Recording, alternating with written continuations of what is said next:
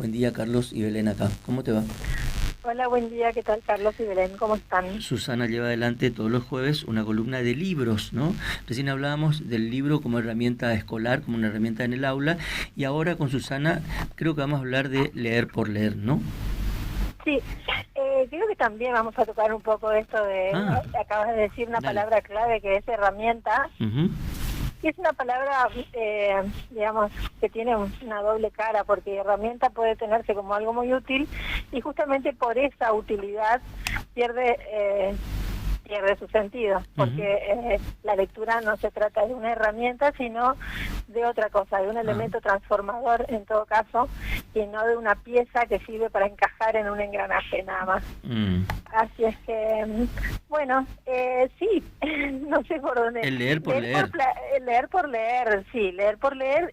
Vos sabés que hay cuestiones que hay autores como María Teresa Andrueto, la argentina, esta escritora tan buena que tenemos, Ujú. cuestiona esta cuestión, cuestiona, perdón de la redundancia, cuestiona esto de la lectura por mero placer, que o sea, no está mal, digamos, está muy bien distraerse, distenderse, pero está un poco lejos de lo que significa del sentido de la lectura como construcción de pensamiento propio y rechazo de la uniformidad. Es decir, es el desafío que nos plantea el hecho de leer, ¿no? Ujú. Justamente esa noción de leer por leer sale como, me parece, como respuesta a esta intención didáctica o moralizante que ha tenido en muchos de nosotros la lectura a través de la escolaridad, por ejemplo, Exactamente. ¿no?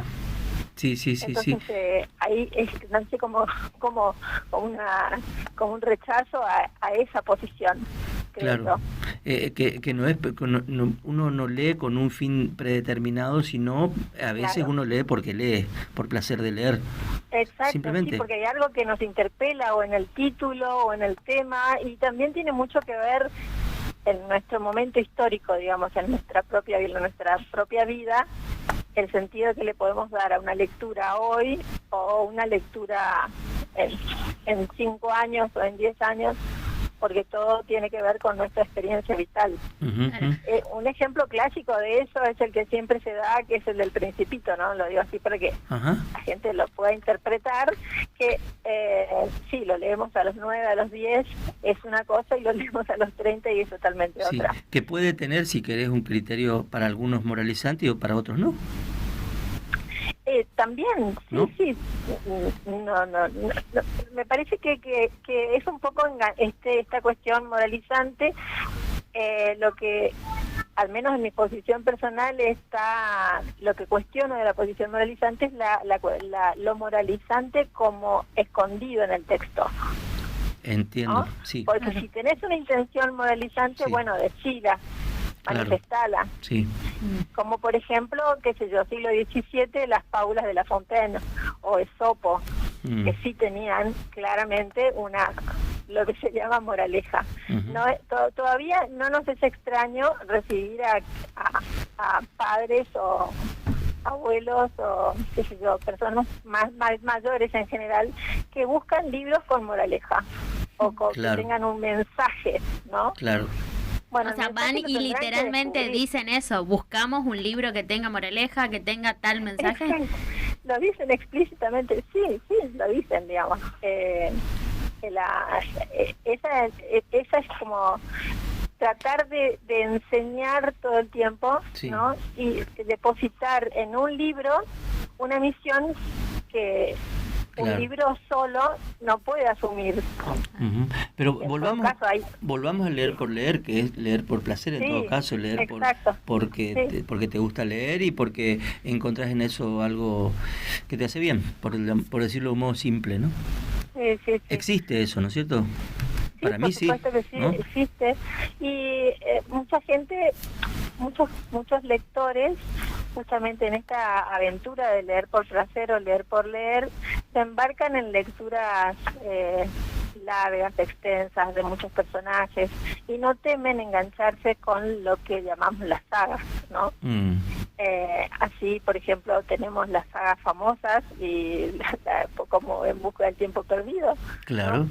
O, no sé, hoy para los chicos sería Harry Potter, claro, o La Reina Roja, u otros títulos, Percy Jackson, ¿no? Uh-huh. Que encuentran justamente estos, Harry Potter y Percy Jackson, fíjate, no son lecturas menores, porque si bien son lecturas de leer por leer o leer por placer, también tienen ingredientes increíbles como que refieren a la mitología, a la literatura clásica, así que son siempre interesantes. Uh-huh. Siempre leer por leer es también una buena idea. ¿En la Argentina hay ejemplos de estos libros tan largos en distintos volúmenes? En Argentina, bueno, la pregunta que me haces es, no se me ocurre, qué sé yo. Por ejemplo, de leer por leer, los diarios se me ocurren solamente los diarios de Emilio Renzi, de Ricardo Piglia, sí, que son una bitácora de lectura de Ricardo sí. Piglia, pero no están cerca de lo que sería... quiero decir, por ejemplo, el leer por leer a un autor argentino que tenga una saga. Ajá. ¿Quién puede ser? Mira, se me ocurre el primero de literatura infantil, María Inés Falconi, tiene una saga que se llama Caídos del Mapa, que se lee cuando uno tiene 9, 10 años en la escuela, lo sugieren los docentes, y es uno de los más conocidos. No sé, luego tendría que pensar un poco mejor. Liliana Bodoc. En este momento. Liliana Bodoc. Mira, lamentablemente, no sé por qué cuestión, la saga de los confines de Liliana Bodoc, que es una gran escritora mendocina que ya falleció, lamentablemente tiene el ingrediente de la literatura fantástica que conecta a todo aquel que ha leído, por ejemplo, a Tolkien, ¿no? Uh-huh. O también a Rowling con Harry Potter, puede perfectamente leer los libros de la saga de los confines, salvo que justamente hoy están agotados esos libros. Mira. Susana, lo que te iba a decir era que es interesante esto, de nuevo, la cuestión de la tecnología, porque antes los libros resultaban un escape, este escape que vos mencionás, porque no había otra cosa. Entonces, claro, hoy los jóvenes lo asocian como este elemento moralizante o esto vinculado a la escuela y todo, porque la distracción es otra, la distracción está en las pantallas, ¿no? Ajá. Sí, no estoy tan de acuerdo con eso, pues probablemente lo sea, no sé, no tengo forma de constatarlo, pero lo que sí te puedo asegurar es que, digamos, la superficie plana de una tablet o de un celular no ofrece ningún tipo de interés. No, sí, totalmente de acuerdo, pero es una lectura, viste, que por ahí podemos llegar a analizar así muy superficialmente.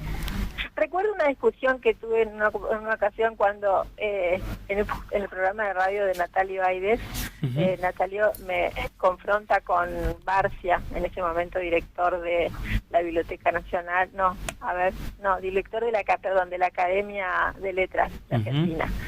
Y Barcia tenía un concepto más estructurado de lo que significa las formas de lectura, y habíamos disentido con relación a los cómics o a las tiras dibujadas, tiras cómicas, ¿no? Él decía que eso no es lectura, que no es una buena lectura, y yo le daba como contraejemplo aquellas historias que aparecían en las revistas El Tony o el D'Artagnan, ¿no? Que eran Nicuro y Lagallo, El Eternauta. ¿Quién hubiera pensado en ese momento que sería solo distracción? Claramente interpretados así, pero hoy vemos que no lo fueron para nada, ¿no? Así que... contame, los lectores que van ahí a la librería, mayoritariamente el lector que busca libros en una librería específica y no en un supermercado, ¿es un lector un poco más avesado que lee por leer? Yo entiendo que sí, entiendo que se trata de alguien que entra, digamos, como en otro país, el país de los libros, un país imaginario que no está al lado del detergente, ¿no? Es otra cosa. Y justamente esa experiencia es como comprar un libro como una experiencia y no ponerlo en el carrito junto con las galletitas Melba, qué sé yo, algo así. Sí, creo que es otra cosa. ¿Y tu Pero bueno, lectura de leer por leer, cuál puede ser la tuya? ¿Cómo? ¿Cuál puede ser tu lectura de leer por leer? Bien personal. Mi lectura de leer por leer sería, no sé, hoy sería, por ejemplo, un libro que acaba de llegar que se llama El secreto de Spinoza, que es un thriller y que además tiene ingredientes históricos, que aborda obviamente la historia alrededor del personaje de Spinoza, y me parece una lectura, digamos, para pasar el rato, pero bien, ¿no?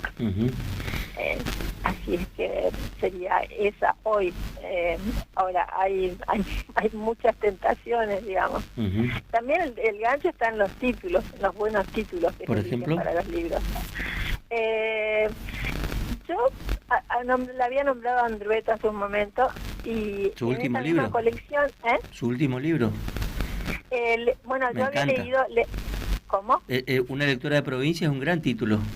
Ah, sí. Bueno, había leído Lengua Madre. Seguramente porque, bueno, cada uno nos interpela alguna historia propia, ¿no? Sin duda. Así que para mí Lengua Madre fue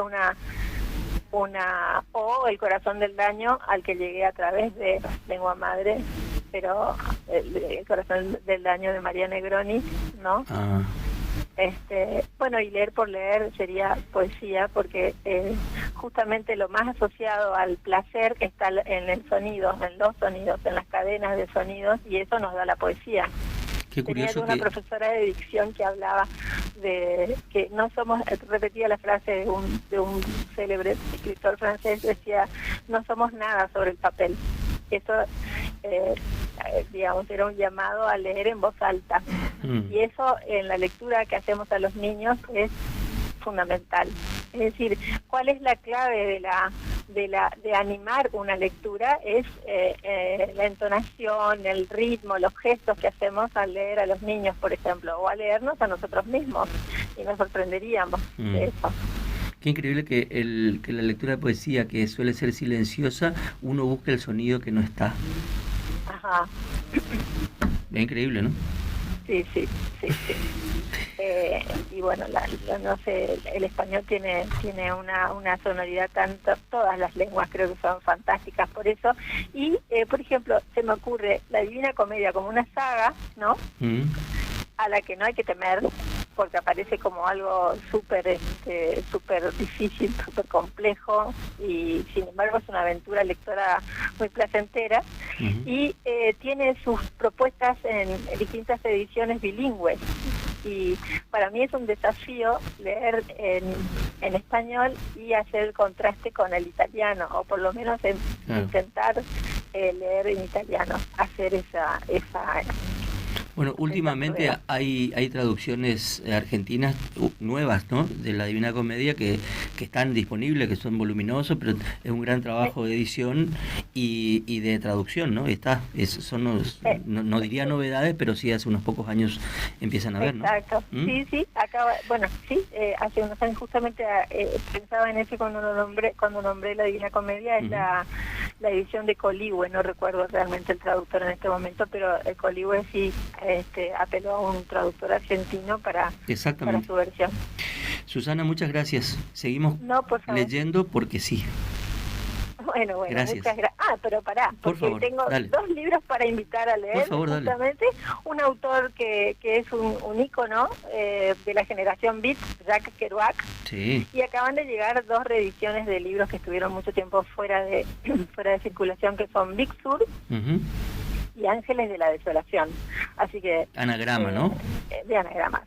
Es un llamado a todos los que... Lo que tiene de bueno esta editorial, no es que yo esté haciendo prensa de esta editorial especialmente, sino que justamente tienen buenos precios, ¿no? Que eso no es un tema menor hoy en Argentina. Así es. Gracias, Susana. Gracias a ustedes. Susana Canevaro, de Capítulo 1, hablando de libros y estas últimas recomendaciones, ¿no? Que